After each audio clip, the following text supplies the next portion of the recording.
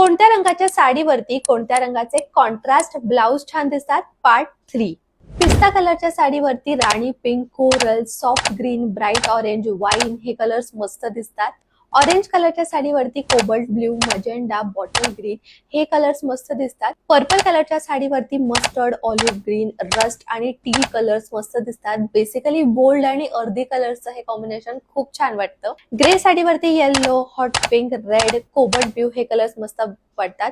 Basically neutral colour plus bright colours हे combination नेहमी work करतं.